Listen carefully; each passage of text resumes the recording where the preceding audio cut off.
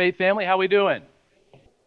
Good. Okay. All right. It's a little cloudy, a little dreary today. I know we got to get pumped up this morning. Got a lot of information fed to us today. I'm so excited to be able to watch as we all jump in together with Operation Christmas Child and all the local care items that we have here. The great thing about being a part of a church family is I pray that you experience that it is actual family, right? That you feel like you're a part of something not only bigger than yourselves, but that you're attached to it in an organic way where if you have a need, that you feel comfortable for reaching out to someone that you know here that can help meet that need for you. That's the biggest part, I think. We're going to talk about this today, about living in a church that's striving to do this the way you see it in the Bible, is that you're striving to do life together in every single facet that you possibly can. That comes down to needs as well. Now, if you've been with us for the past few weeks, we've been going through our Elijah series, and we're finally here at the end. And some of you are like, yes, thank you, Jesus. We can finally stop talking about Elijah. Others of you maybe are a little disappointed we're stopping. I don't know where you're at on that spectrum. But we've been going through this series, and so I wanted to kind of do a quick recap before we hit break here in just a minute. And as we're doing that, we want to do it interactive style, as we've been doing the past couple of weeks. So we'll walk through this together. And as I pause, I want you to fill in the blanks as we go through, okay? So we've been journeying through First Kings, looking at the life of Elijah. So let's walk through how God used this great man of God and how he's calling us to be men and women just like him. So let's do this. Elijah jumps into the scene, right? First thing we see him, he just pops up out of nowhere in Scripture, and he comes into this throne room to confront the king of Israel called who? Anybody remember? Ahab. Somebody got it? Ahab. All right, that's good. All right, off to a great start. All right, here we go. Ahab, perfect. Ahab and his wife, anybody remember his wife's name? Jezebel, right? Somebody got it. Good job. That's a pretty memorable name, Jezebel. They've been leading the nation to worship gods called, remember, Baal, right? Somebody already picked it up. Somebody remember the other one that's more abstract? We haven't talked about that one. Asherah, right. Baal and Asherah. They're both gods of what? Remember what they're gods of? Weather, right? All right, the gods of the weather, right? So Elijah steps in. He tells the king that by Yahweh, the true God of Israel's decree, there's going to be no more rain, right? And so rain stops for 3.5 years. And so after this, Elijah's called away to a what? You remember where he stays for a while? Or stays next to? A brook, right? He stays next to a brook where he's fed by ravens, right? Birds come in and feed him morning and night. And after that, he journeys, God calls him to journeys to a widow's house where God miraculously provides two things. You remember what it is? Somebody got one part right. I heard it a second ago. Oil and flour, right? Oil and flour. And then something crazy, even more miraculous than infinite oil and flour happens. Her son dies, but Elijah prays, and God does what? Raises him from the dead, right? Good. It's all right. Then he comes back, Elijah does, to confront Ahab, to confront the false prophets of Baal, right? And they go to Mount Carmel, and he prays, and God sends down what? Fire, right? He burns up the sacrifice. He burns up the altar, and he begins turning the people's hearts back to God. And then Elijah goes up on top of Mount Carmel after this amazing event, and he prays how many times? 7 times. Perfect. You got it. Man, you're on fire now. Here we go. We're going to roll, right? And after he prayed 7 times, what fell? Not fire, but rain, right? Rain. Somebody prayed for rain this morning, by the way? I don't. No, nobody prayed for it. We're praying for it to stop, all right?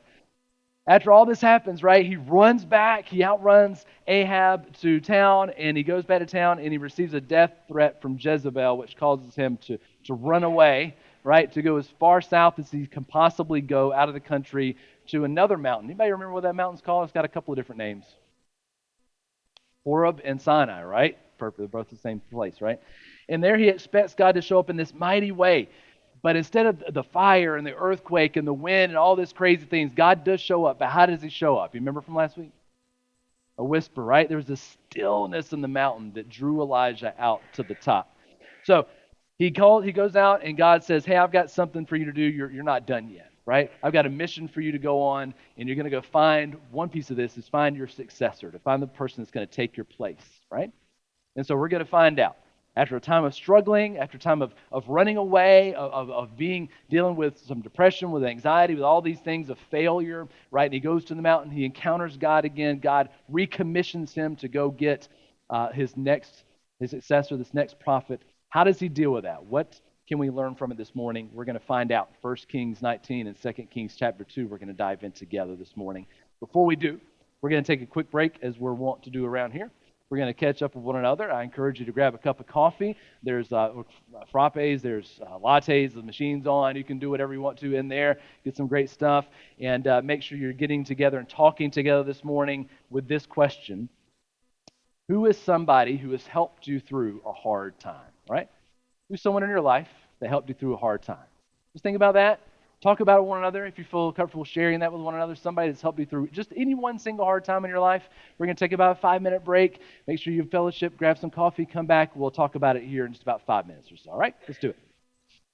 All right. Let's do it this morning. You don't have to mention the hard time unless you just want to, but who's been somebody in your life that's really helped you through a hard time in your life? Anyone want to share first? Jump on and get us started this morning? All right. Thank you, Leo. Actually, there's been 3 people that have helped me. Pastor Jerry Fry, and Janine, my wife, and my daughter, Amy. Nice. Very cool. Thanks for sharing, Leo. Who else? Who's been somebody in your life that's helped you through? You might not know them, and that's okay. You can share anyway. Mom. Mom. Good answer. You've got a whole lifetime of mom helping you out, whether you want her to or not. Different times throughout my life, my sisters and my brothers and my parents, of course, have helped me through some really, really rough times. Awesome. Good to have family. Helps you through. And if some of these are the same answers, that's okay. Who else? Family's going to be common, and that's all right. Nobody else has any hard times or people helping you through. Man, I don't know which one's worse. If you have no hard times, that's good. Justin's got one over here saying. Kelsey. Nice. Yes, a wife is an indispensable resource, especially a really good one, like I know you got, Justin. All right, anybody else?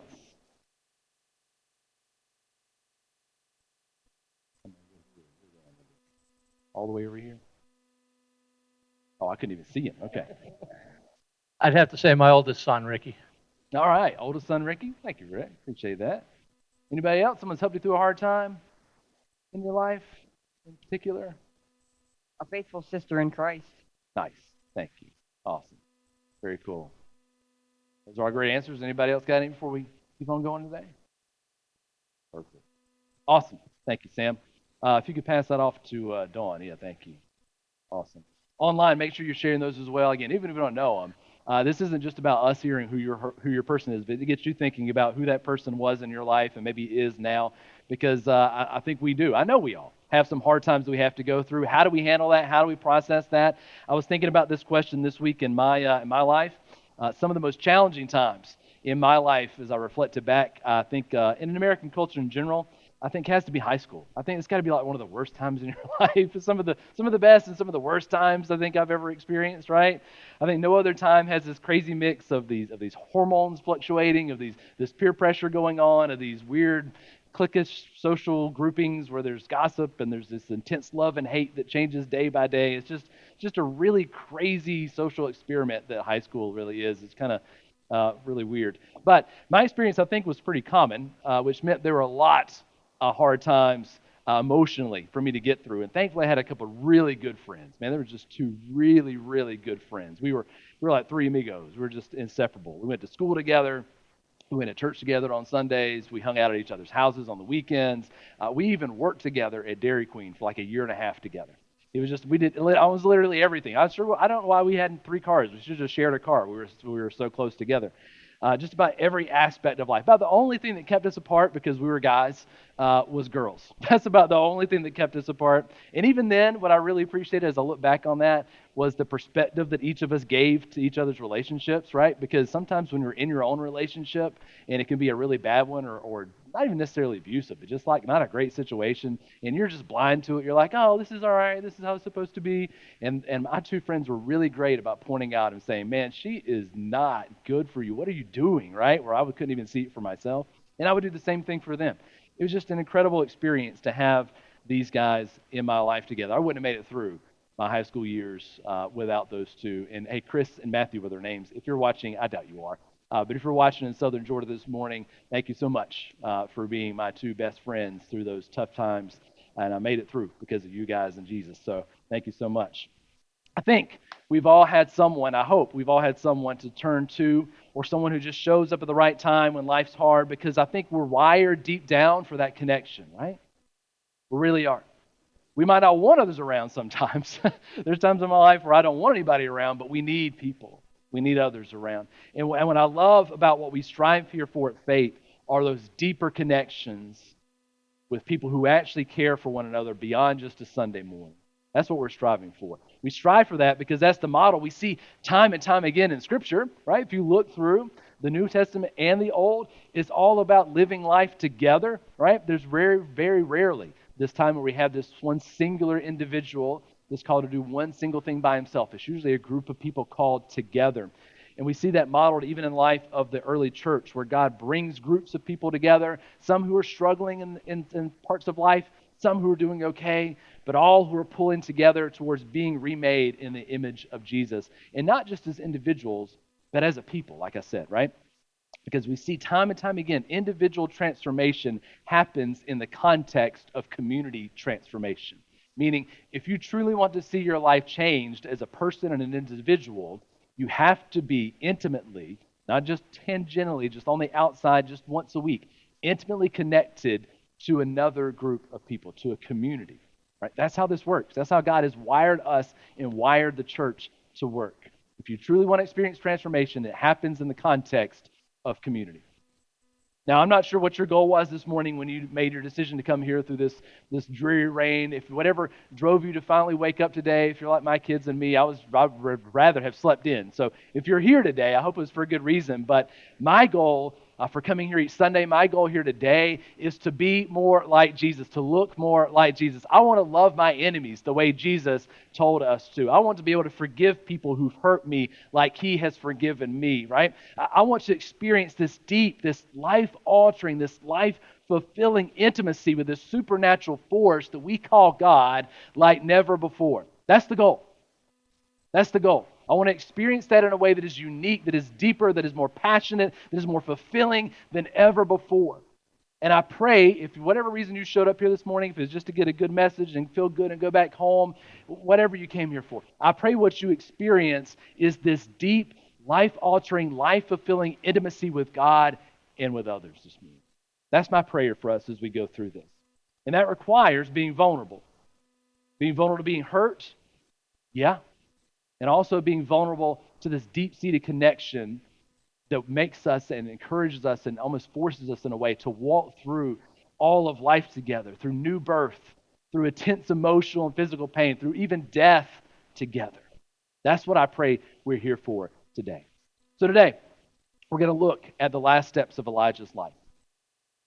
And we're going to uncover 3 steps to how we live a meaning-filled life together. How do we live a meaning-filled life as his people? We're going to look in 1 Kings chapter 19, verses 19 through 21. First, we're going to unpack this together. We're going to take a little bit by little bit and work through it as we normally do. And I've got some people reading this morning, so I'm not having to do all the work today. We're sharing the load a little bit. And Dawn has volunteered to kick us off. So she's going to read 1 Kings 19, verses 19 through 21. So let's listen in as she reads.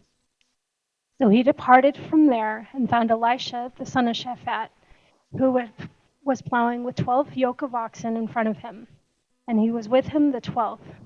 Elijah passed by him and cast his cloak upon him. And he left the oxen and ran after Elijah and said, "Let me kiss my father and my mother, and then I will follow you." And he said to him, "Go back again, for what have I done to you?" And he returned from following him and took the yoke of oxen and sacrificed them and boiled their flesh with the yokes of the oxen and gave it to the people, and they ate. Then he arose and he went after Elijah and assisted him. Okay, here we go. Last we saw Elijah, he was on a mountain ready to die, right? We picked that up last week. One of the biggest complaints he had to God was that he felt that he was the only one left, right? He was the only one left who actually cared about Yahweh, the only one left who actually cared for the people, the only one there. Everyone else, he said, had turned their backs. I'm the only one, he said. Just let me die. I'm not even worthy to do it. Just let me die. God responded to that prayer, but not by answering it. Not in the way he wanted anyway. but by giving him something to do, but also more than that, giving him someone to live it with. He wasn't going to be alone anymore. He wouldn't just have this servant to be able to come through and to help him occasionally. He was going to have someone to pour into and someone to pour into him, someone to encourage him, someone to support him, someone to be on the same mission with him and to carry things forward after he was gone. That's what Elijah was given. In his hope for death, God gave him something better, gave him something to live for and someone to live it with. He was to find Elisha. He was to invest in him. He was to impart in him his experience and his understanding. And I think this is where we have this disconnect, I think, in our culture today. Because I think we live in a culture where the older and the more experienced aren't seen as valuable, but as outdated, right? If you're one person in the workforce that's been in the company for a long time, right? They're trying to give you an early retirement so you'll leave, right? If you're in a group and you're the oldest one there, you can feel like everyone else is living life and you're just on the periphery of this, right? We're in this culture where we're attracted to new and shiny things, right? Not older and wiser things. But in God's social structure, those who are experienced are to be revered, right? They're to be sought after because with experience should come wisdom. I'll say that's not always the case. There are some people I know who have had plenty of experience but haven't got anything out of any of them and have lived life the same way like they haven't been through it, right? No wiser from that experience at all. But for those who have gained wisdom, even if you're not old, right? You can gain experience and wisdom even at an earlier age. If you gain wisdom, you're to give it away to others. Hopefully we do better than Elijah did, though, right? You see this story and you read 1 Kings 19 through 21, and you see what he did. God told him to go to anoint Elijah as this prophet, to pour into his life, to get him ready for what's to come. And usually what's involved in that was that it was going to be a pretty involved process, right? He was going to come, he was going to pour oil over Elisha's head, he was going to pray over him, he was supposed to commission him, right, for this service that he was about to fulfill. And this was going to be this pretty remarkable time, setting him apart for his life's mission. But Elijah gives us a good example of what not to do in this case. He walks by Elisha, he throws this mantle, this robe, this old cloak, this dusty thing he's carried around, he throws it over Elisha's shoulders, and he just keeps on walking. There's no conversation that's recorded, there's no oil, there's no prayer, there's just a dusty old robe that had been worn all over the place, suddenly just thrown over Elisha's shoulders while he's working in the field. That's what not to do, by the way. If you're looking to pour into someone's life, don't just walk by and hoping they catch on the drift of what you're trying to do, right? But that's what makes Elisha's response, I think, all the more remarkable and all the more admirable, right? Because we're not given a clue if Elisha knew Elijah before him. But he clearly knew of him. He clearly recognized him in some way because he responded to this moment. He responded to the significance of this moment. Because this wasn't just a gift of a new robe, but a gift of a new life. This was a moment filled with meaning, with power, with responsibility, with a symbolism of something that's changing in his life. And we don't have a lot of backstory on Elisha, but I think we can glean a few things from here that helps put this in perspective. He's working with 12 oxen. 12 oxen, which meant he was probably from a pretty well-off family. Most farmers in those days worked small farms, very few resources. Like if in our day it'd be like one tractor, maybe two, right? Not a lot going on in those days. You just had to provide for you and your family, maybe have enough to sell and trade in the marketplace. That would be just a little bit. Elisha's out there with 12 oxen. His family's doing pretty good in those days. Probably had a lot of wealth. The family's also well connected, well established in town, because we see when Elisha gets this thing happen to him, when Elijah walks by, he gets ready to leave and he throws this big party large enough for the whole community to attend, right? He brings everybody in. And we can tell that he also has a good work ethic, right? Because Elijah doesn't find him just lounging around trying to find something to do. He finds him actually working, preparing the fields for harvest. He was about his father's business already. So this hardworking, this established, this influential young man with this large inheritance that would have been waiting. He was in line to be able to be able to get some of this farm when his father passed away. He has every reason in the world not to be excited about Elijah's call. Every reason in the world, right? He's got oxen he's plowing. He's got a great future ahead of him. He's taken care of. Every reason in the world not to be excited when Elijah comes by and throws that mantle on him. Because he knew when that mantle was thrown on that he's going to be called to live a life of a prophet, which is not going to be anywhere near as easy as what he had been living before. Yet what does he do? What does he do? He runs after Elijah once he realizes what's happening, right? He runs after him. And then he goes back and says, let me go burn everything that I have. Every tide of my old life, I'm going to burn it up. I'm going to kiss my family goodbye knowing that I might never see them again. I'm going to do every single bit of that, right? I'm excited. You see, the first step in living a Christ-centered, meaning-filled life with others is desire. Desire. We don't have access to what Elisha's thinking, but you don't chase down a man who's marked for death and burn all your bridges on a whim. You don't do it. Elisha may have been content at one point with living a life quietly farming away, but he clearly desired what Elijah was offering. See, what your heart desires, your mind and your body pursues. You want a life of comfort? You'll work to earn enough money to buy a bigger house or to buy a nicer bed.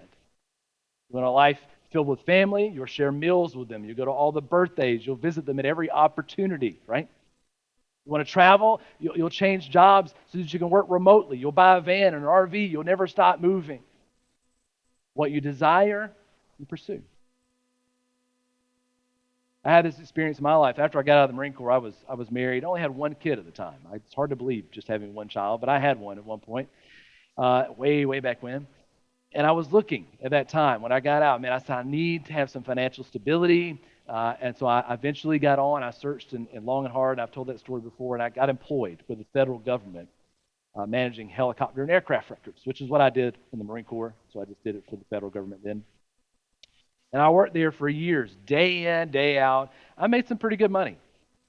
But I was never satisfied. Never satisfied. I was content. I had all that I could want. I had a job. I had a family. I had a house. I had some land. I had all that stuff. I had a vocation. But what I couldn't ignore any longer is I sat in that desk day after day and rode back and forth, 45 minutes to work, 45 minutes back, day after day, was that I had a calling. Now, plenty of people can and should work and pursue God where they are, right? God can call you in your vocation where you're at, doing what you're doing right now and doing it for Jesus. I strongly encourage that, always encourage that. But my desire for my calling began to outstrip my vocation after a few years. And eventually, it brought me here doing this.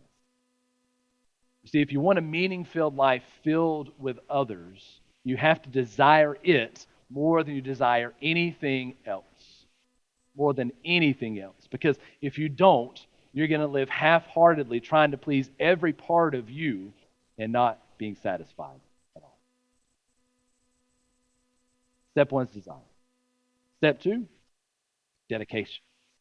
Let's see this play out. 2 Kings chapter 2, verses 1 through 7. Someone's going to read it for me this morning. You got it for me? Go ahead. 2 Kings 2, 1 through 7. Now when the Lord was about to take Elijah up to heaven by a whirlwind, Elijah and Elisha were on their way from Gilgal. And Elijah said to Elisha, "Please stay here, for the Lord has sent me as far as Bethel." But Elisha said, "As the Lord lives, and as you yourself live, I will not leave you." So they went down to Bethel.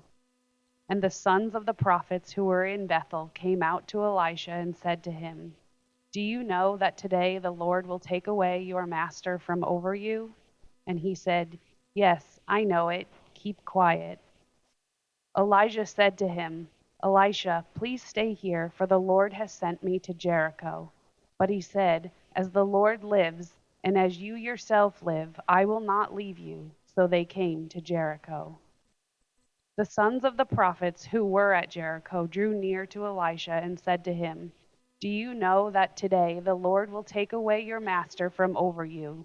And he answered, "Yes, I know it. Keep quiet." Then Elijah said to him, "Please stay here, for the Lord has sent me to the Jordan." But he said, "As the Lord lives, and as you yourself live, I will not leave you." So the two of them went on. 50 men of the sons of the prophets also went on and stood at some distance from them. as they both were standing by the Jordan. Awesome. Thank you, Melanie. Appreciate that. After years of service, right, Elijah is about to leave.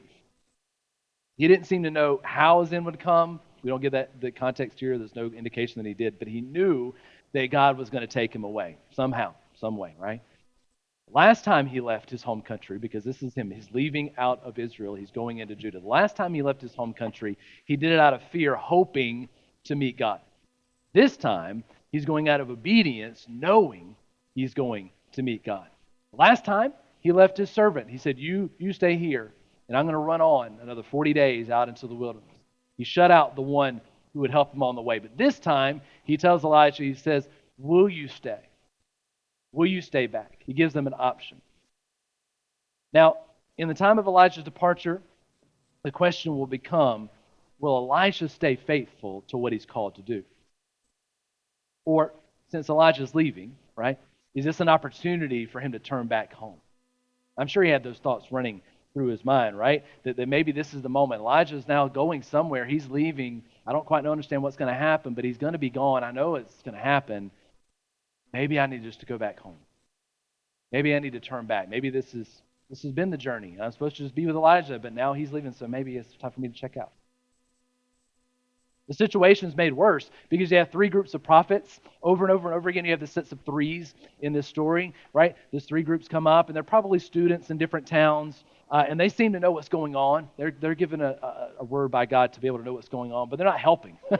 They might think they're helping, but they're not helping. And each time they stop to tell Elisha that not only that the master is leaving, but they say something really telling here that we can really miss.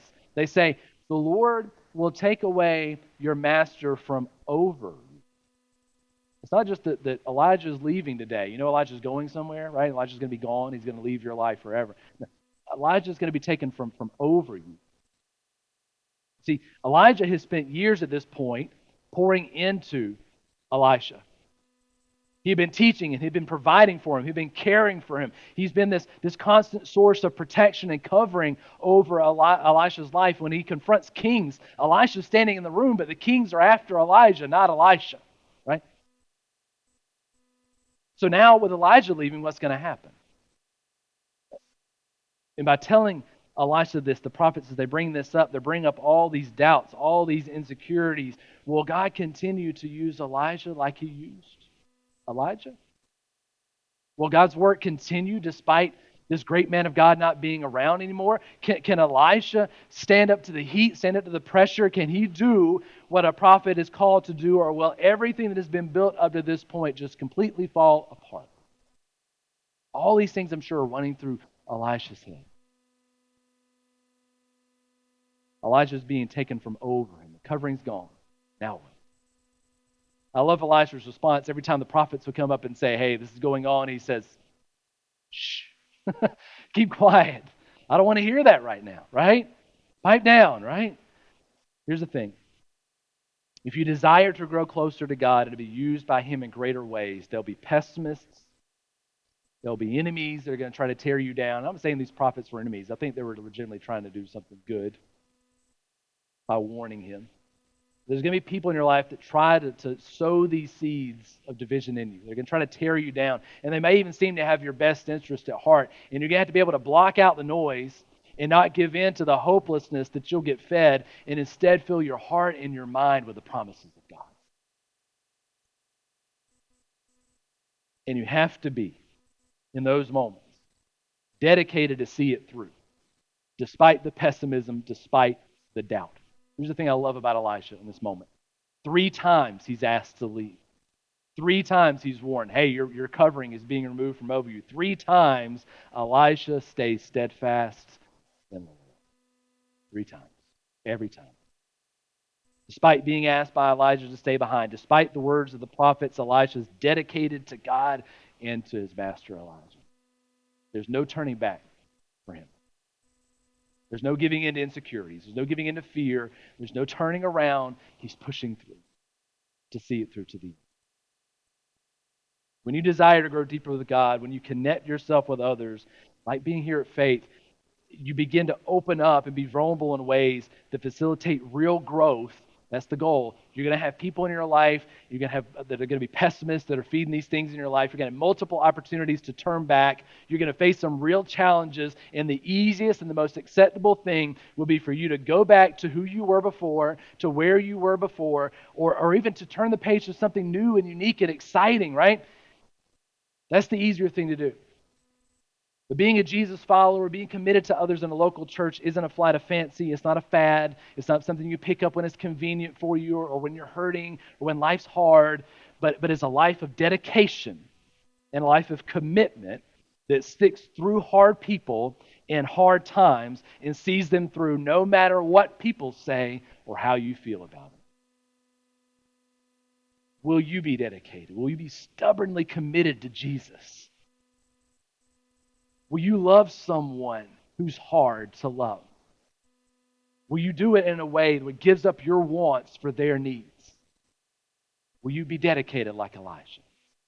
Step 1 to a meaningful life is desire. Step 2 is dedication. Let's find out step 3 in verses 8 through 14. You got Kyle reading that right now, right? Go ahead, Kyle. Then Elijah took his cloak and rolled it up and struck the water, and the water was parted to one side and to the other, till the two of them could go over on dry ground. When they had crossed, Elijah said to Elisha, "And what shall I do for you before I am taken from you?" And Elisha said, "Please let there be a double portion of your spirit on me." And he said, "You have asked a hard thing. Yet, if you see me as I am being taken from you, it shall be so for you. But if you do not see me, it shall not be so." And as they still went on and talked, behold, chariots of fire and horses of fire separated the two of them, and Elijah went up by a whirlwind into heaven. And Elisha saw it, and he cried, my father, the chariots of Israel and its horsemen." And he saw him no more. Then he took hold of his own clothes and tore them in two pieces. And he took up the cloak of Elijah that had fallen from him, and went back and stood on the bank of the Jordan. Then he took the cloak of Elijah that had fallen from him and struck the water, saying, "Where is the Lord, the God of Elijah?" And when he had struck the water was parted to one side and to the other, and Elisha went over. Thank you, Ken. Before leaving, Elijah's getting ready to depart. He gives them one last request. He says, anything. What do you want me to give you? It's almost like he's giving this blank check, right? And I imagine the scene, right? Because if I'm standing next to a man who could call down fire from heaven, and he asked what I wanted, what would I ask for, right? What would you ask for, right? Maybe, free Chick-fil-A for life. That would be great. Can I have that, right? If you can send down fire, I can send down, Chick-fil-A in little baskets. That would be great. But Elisha, he asked for something else. He asked for a double portion of Elijah's spirits. Now we see that and we think, oh, okay, he's asking to be twice as powerful as Elijah. Not so much. What he's asking for is his inheritance. You see, by law, the firstborn son gets a double portion of the father's estate. That was the law in Israel. He had left his earthly father. He was due a double portion of the farm. Wealthy, very wealthy farm. Due a double portion of this farm. But he had burned that plow. He had given up that farm and his right to it, but he's still asking for an inheritance from the person that's become his spiritual father, a promise of a future that he can bank on. He's saying, I want what you have. I want to take on that full role, that full responsibility, that full mission and authority and power that you have. I want it. I don't want to go back. I don't want to turn around. I want to go forward, and I want to do what you and God have called me to do. That's what I want. So give me a double portion of your spirit. Give me my inheritance.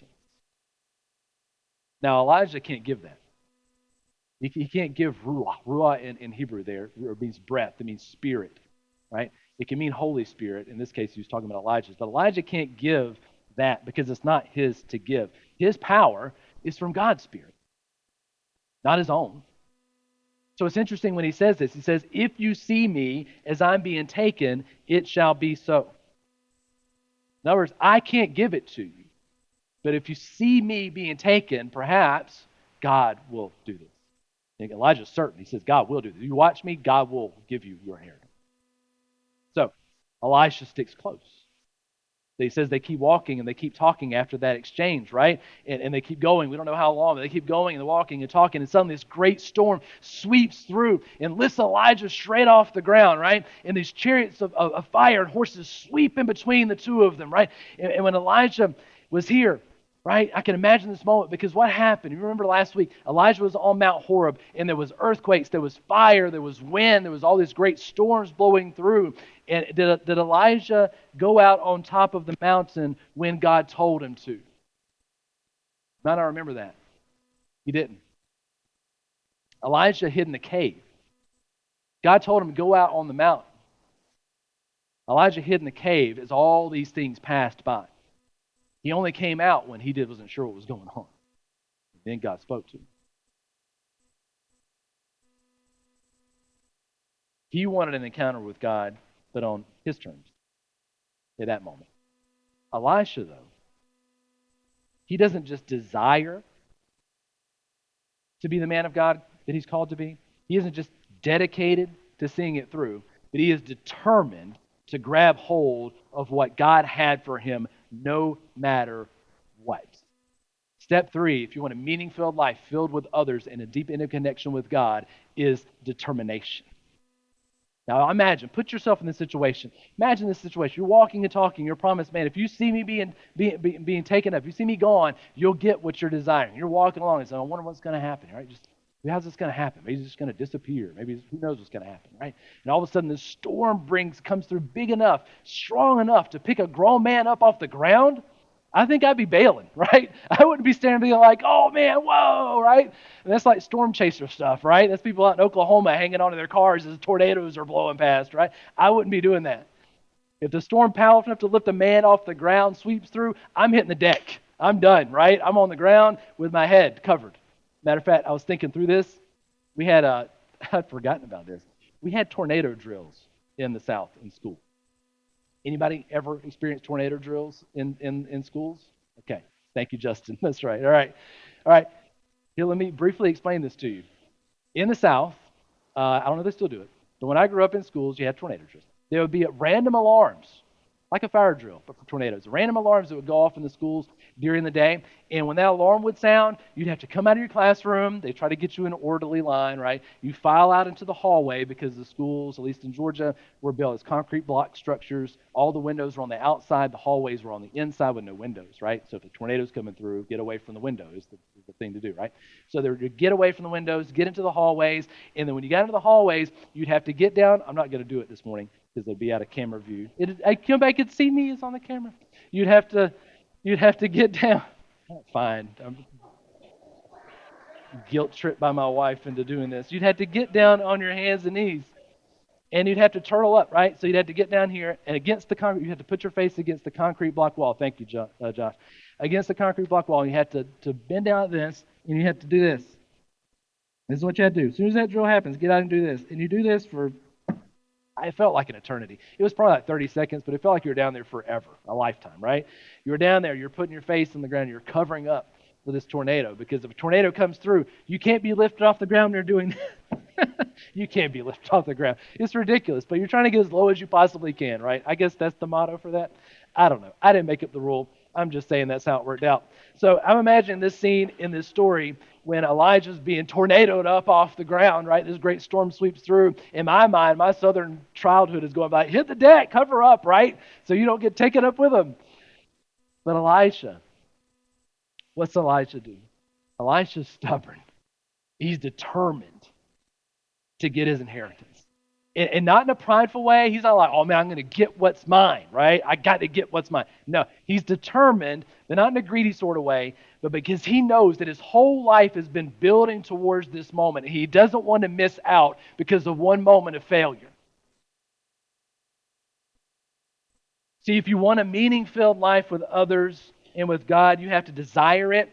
You have to be dedicated to God and to others, and you have to be determined to grab hold of what God has for you no matter what. I love the closing scene from this text, right? Elijah's whisked away in this big, huge storm, right? and the fire, chariots of fire and horses stream through in between. We get this mixed up, by the way, just as a brief little fun fact, Bible fun fact. You can imagine Elijah being carried off on the horses. That's not how it worked. Elijah was carried off by the storm. The horses came in between, just so you know. It's nothing you need to remember. It's just fun. So the storm takes him away. The fire and the horses come through, right? And Elijah's being whisked away in the storm. He's whisked away in his underwear because his robe comes off, right? And his robe falls down. Elijah doesn't need underwear in heaven anyway. He's fine. Or robe in heaven. He's fine. So Elijah's cloak falls down from heaven and falls down to the earth. And I'm imagining Elisha, who's determined to watch, and he's watching this, and he's blown away by this fire blowing through, and he sees this robe fall all the way down. That same cloak, same robe, that same mantle that had been thrown on him years ago comes down. He tears his own clothes, it says in 2. Right? He wasn't just doing it because he didn't like his clothes. He was tearing his old life. This is old life being removed from him. He tears his clothes in 2. He takes the cloak. He cries out to God by the river, and he slaps it. Just like Elijah did. And I'm sure he was wondering, maybe even doubting, what would happen next. I want to read that one part. He took the cloak of Elijah that had fallen from him. He struck the water, saying, "Where is the Lord? Where is Yahweh, the God of Elijah?" Who's God? Elijah's God. Elijah was doubting a little bit in that moment, I'm sure. Is my inheritance here? Did I go through and do all the things I needed to do to get the power, to get the authority, to get the responsibility of being a prophet? As he's throwing the cloak down, as he's crying out, are you, God, going to be not just the God of Elijah, but the God over me?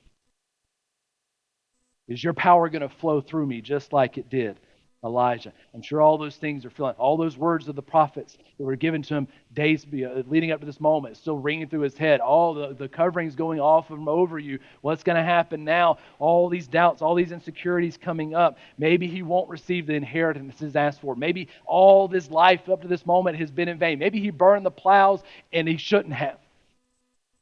Maybe he's needed that to go back to. Because if the water doesn't part now, there's no hope. But as the cloak strikes, water parts, just like it did for Elijah. And he knows in that moment for sure now that God isn't just the God of Elijah, but the God of Elisha. And of anyone who calls on his name. You want a meaning-filled life? Filled with Jesus and with other people? Desire it. Dedicate yourself to it. Determined to see it. Because when you call on the name of God, humility and dependence, he shows up every single time. Now maybe you're here today and you're a seeker and you're like, I maybe have prayed before, but I've never really called out like Elijah in this moment.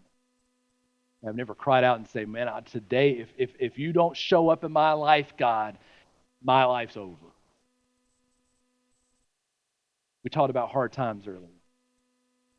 Sometimes God leads us to hard times. He leads us to Jordan rivers, to impassable moments in our lives so that we can fully depend on him and nothing else. He brings us to those places, so we have to say, if you're not in it, if you're not showing up right now, I can't go any further forward than I am right now. I'm stuck. We're all brought to a point like that in our lives. We're all brought to a point of decision in our lives where we have to say, today, I need Jesus more than I need anything else. More than I need anyone else. He is the one who makes the way. He is the one who parts the waters. He is the God of not just Elijah and Elisha, but of you pouring his grace and mercy out over you this morning. We don't deserve the power that God gives us. We don't deserve the authority and the responsibility. We fail and fall all the time. Elisha was remarkable in his desire, determination, and dedication. I fall way short of that. But I'm not here because I'm as good as Elisha. I'm here by the grace and mercy of Jesus Christ. I rely on him every single day.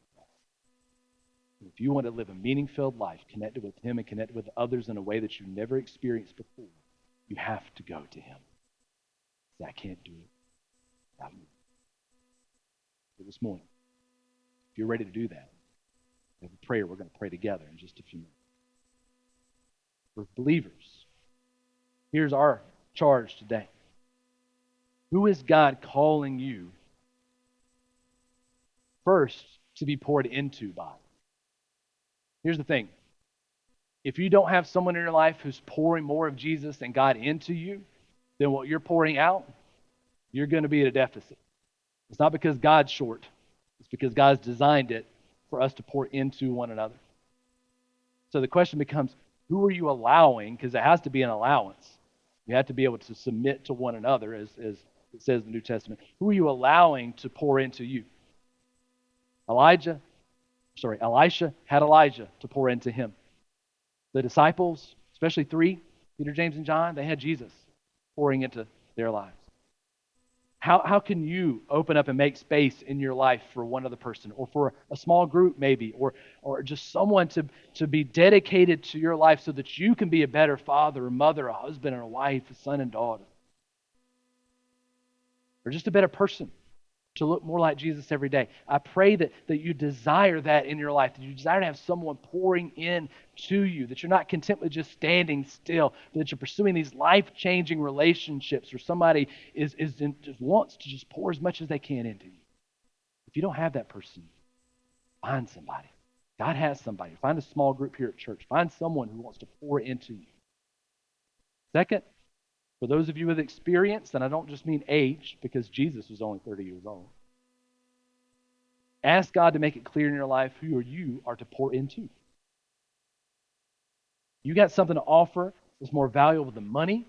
It's more valuable than a house or land. You have God-given wisdom and experience to be shared so that someone who isn't as far along as you are can be helped along the way in a way that you weren't, maybe. See, it's not my responsibility alone as pastor of a church, of a local body of believers striving to be like Jesus. It's not my responsibility alone to do this. It's all of our responsibilities to find someone to pour into, to encourage, to build up, to disciple those around us.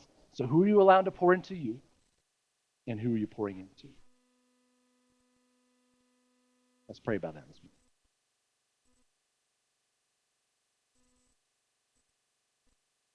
For those who are seekers, again, go back to that. If you haven't experienced this life-changing relationship with Jesus, you do that by prayer, by crying out to him as Elisha cried out at the river. Say, dear Jesus, first, I need to ask forgiveness. God, there's times in my life, most of my life, where I didn't desire you above I desired my own comfort. There's times I've been dedicated to things that are of you. Times I've been determined to get my own way. And Lord, now I'm here and I'm stuck. I'm at the end of myself.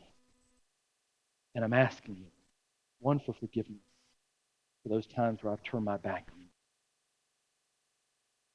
And two, Father, for your life, your love, that forgiveness, that mercy, that grace, that power to fill my life, to make me new, to have me reborn as Jesus, to live a life connected with you in a way that I didn't seem possible, to being brought into a family here at Faith with other people who legitimately care and want to pour into me like never before.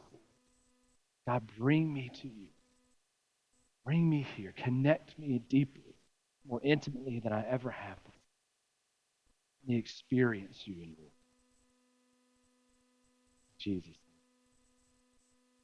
If that's you, I ask that you reach out to me, to Leo, while it's in the bag. There's a few people here in person. Online, Miss Dawn's going to hook you up, connect with you there. Don't leave this space or this online space without reaching out to them to let us know that you took that next step. For believers and everyone here, let's close in this. Dear Heavenly Father, God, Lord, I pray for your Spirit to fill us, God, anew. God, but also to direct us in that filling, Lord, to who we are to pour your Spirit out into. God, you gave the commission to Elijah to go find Elisha, to pour into him, to anoint him. He didn't do such a great job up front, but I pray, we don't have the text to tell us, but I pray he did better as it went on. But God, give us the direction to find that person to pour into. And let us be like Elisha. Let us be willing to be poured into. Let us be eager to do what you've called us to do. Let us be desiring that. Let us be dedicated to it. Let us be determined to follow through on what you've called us to do, to live this meaning-filled life connected with you and with others in a way like never before. Let us experience that this week. Let us seek out others this week to connect to, and let us connect to you like we've never experienced before. In Jesus' name, amen. Amen. Thank you so much, church. Online first. We're going to worship here in person in just a moment. Online, thank you for being here with us. Make sure you're with us next Sunday. We kick off a new series called Dangerous Prayers. It's going to be a crazy good series. It's only 3 short weeks, but it's going to be really good. It's on Father's Day. We're going to be at the field, so you're going to see it from a phone streaming. It's going to be a different experience, totally different experience. But I encourage you to check us out next Sunday, 10 a.m. Thank you for being with us. We'll see you next week.